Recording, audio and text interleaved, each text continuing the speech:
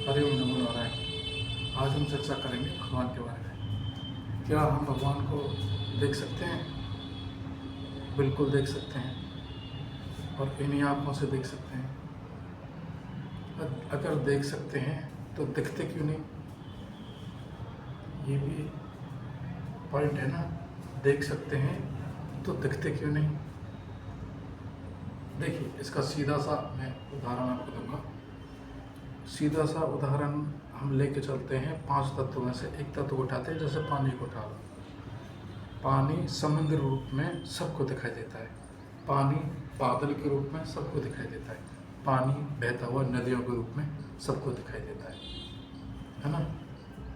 उसी प्रकार से परमात्मा जब किसी अवस्था में स्थिर है, जैसे मैं हूँ, मेरे अंदर भी वो परम ब्रह्म परमात्मा तत्व है।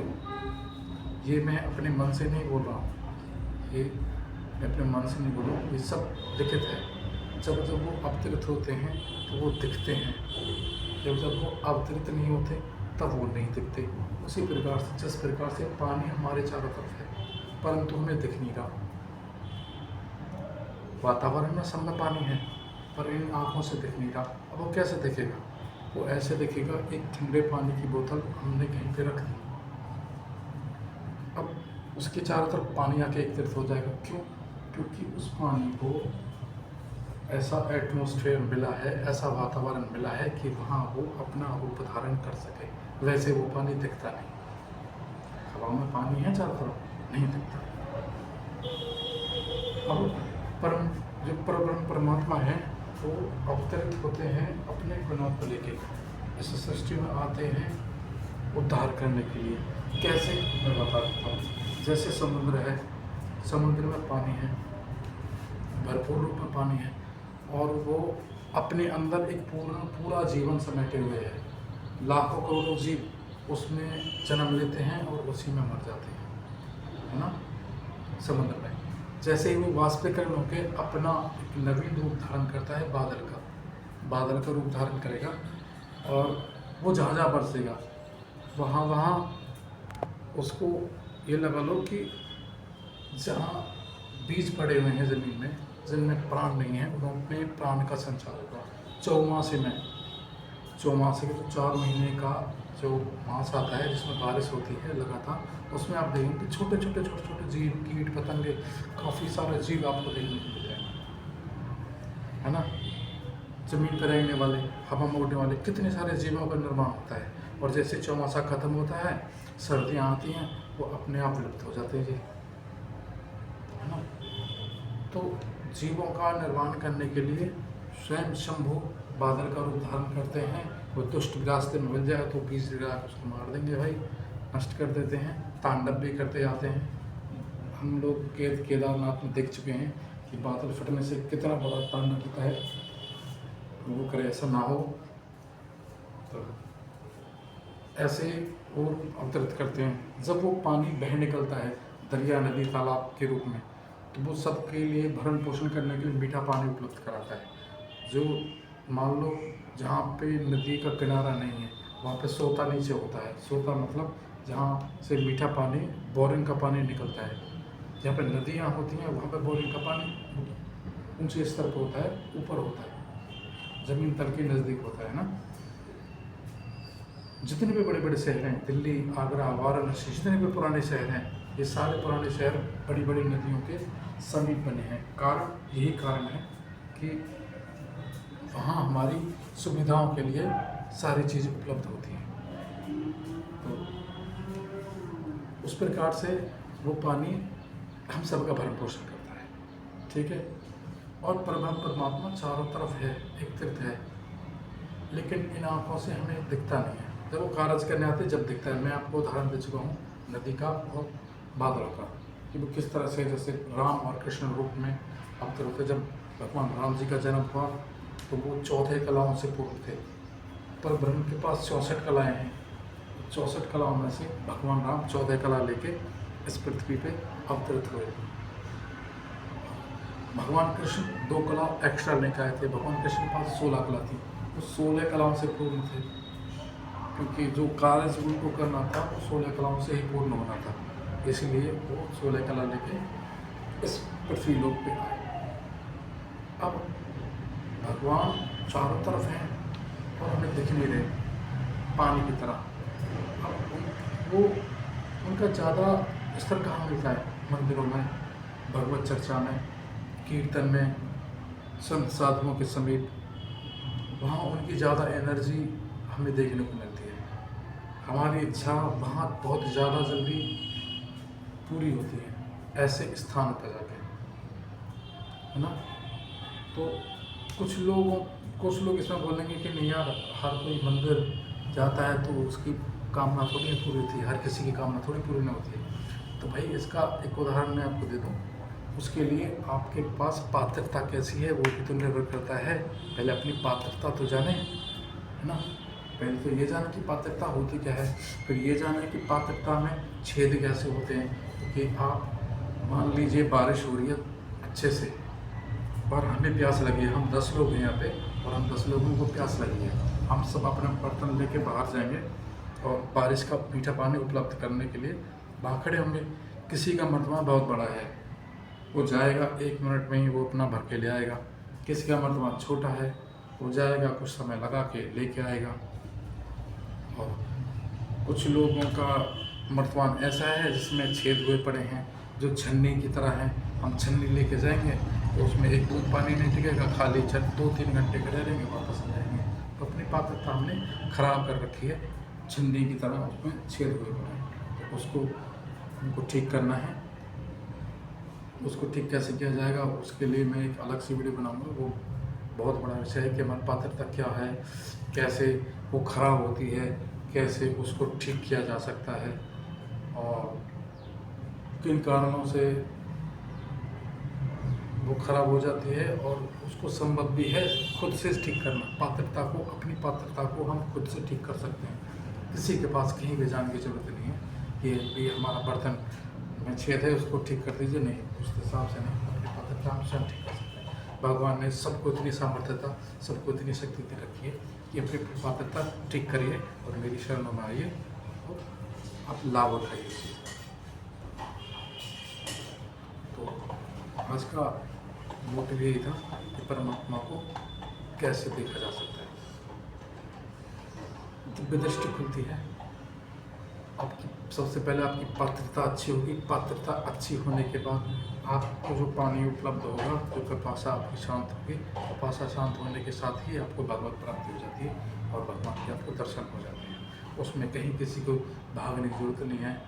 बस अपनी पात्रता ठीक कर लें। पात्रता सही होने के बाद आपको स्वतः ही भगवत प्राप्ति हो जाएगी। कहीं धक्के खाने की जरूरत नहीं है, कहीं कुछ करने की जरूरत नहीं है। गुरु जरूर बनाए और गुरु जान लें। संत कौन है वो जान लें, असंत कौन है वो जान लें।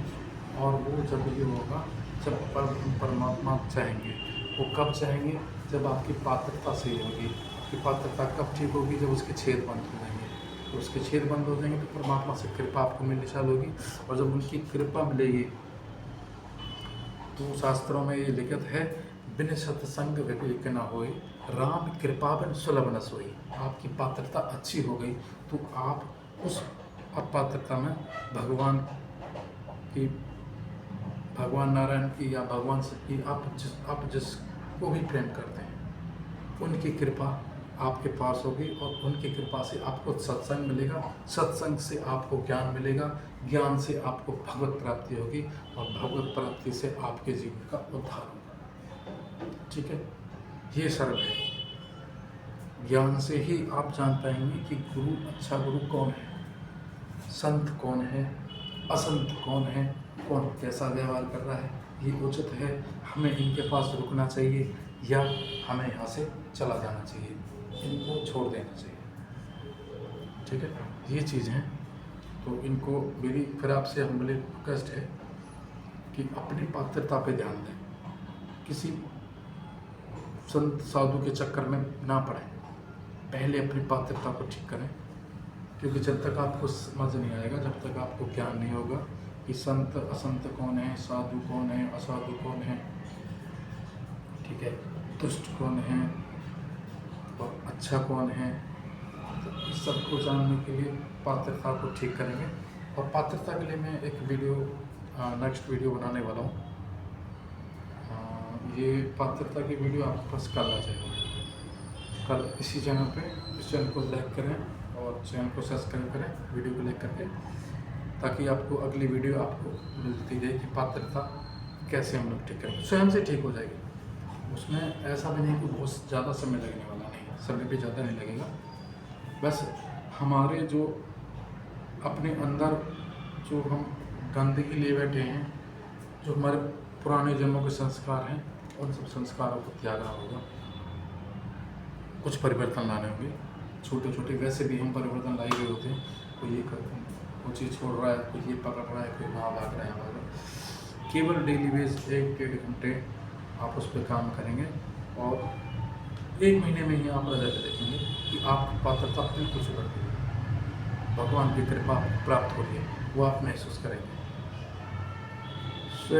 स्वयं से ही जाना जाता है, अपना अनुभव अपना ही है। आप आज तक कुएं में उल्टे लटके हो? क्या कुएं में उल्टे लटकने का अनुभव आपके पास है? नहीं है ना। जो लटका है उसके पास है। आसमान से कूदने का अनुभव आपके पास है? नहीं है। जिसने छलांग लगाई है उसके पास अनुभव है, कैसा अनुभव होता है। जैसे एक बड़ी झूला होता है चरखी वाली, उसमें झूलने का अनुभव आपके पास है? कब होता है? जब उसमें बंदा झूलता है कि हाँ यार उसमें बड़ा डर लगता है। मुझे कैसा डर लगता है यार, यहाँ भी बैठे हो वहाँ भी बैठे हो, है ना। पर जो झूलता है वही जाने ना कैसा डर लगता है। तो अनुभव आपके अनुभव आपके होंगे, अपने होंगे, आप जानेंगे कि परमात्मा से कैसे हमें सुख मिल रहा है, कैसे हम अब खुश हैं पहले की अपेक्षा। पहले कितने डिप्रेशन में थे, आपकी सारी चीज़ें क्लियर हो जाएंगी कि करता कौन है, कौन कर रहा है, मैं कर रहा हूँ या परमात्मा कर रहा है। जो मैं का भाव है ये स्वतः ही नष्ट हो जाता है। और परमात्मा को जान लिया, जब हारी नहीं, अब हारी है तो मैं ना, ठीक है। तो जब वो कहते हैं जानना तो तुम्हें ही हो जाएगी। तो परमात्मा को जान जाओगे तो तुम स्वयं परमात्मा हो जाओगे। जान जाओगे ये सब कौन कर रहा है, जो ये भ्रम है ना कि मैं कर रहा हूँ, सब टूट जाता है, चकनाचूर हो जाता है। पता पड़ता है मैं तो कुछ कर ही नहीं रहा, मैं केवल एक दृष्टा हूँ, मैं तो देख रहा हूँ। कर्ता दूसरा है, कर्तुम अकर्तुम अन्यथा कर्तुम, सब कुछ सर्वथा कर्तुम वही हैं, सर्वथा कर्तुम वही हैं, सब कुछ वही करते हैं। कर्तुम अकर्तुम सर्वथा कर्तुम, सारा कुछ उन्हीं के हाथ में। हम बस दृष्टा है कि हाँ ये हो रहा है, ठीक है। इसके लिए बात करेंगे कि अगर हम दृष्टा हैं तो अच्छे बुरे कर्म का हमें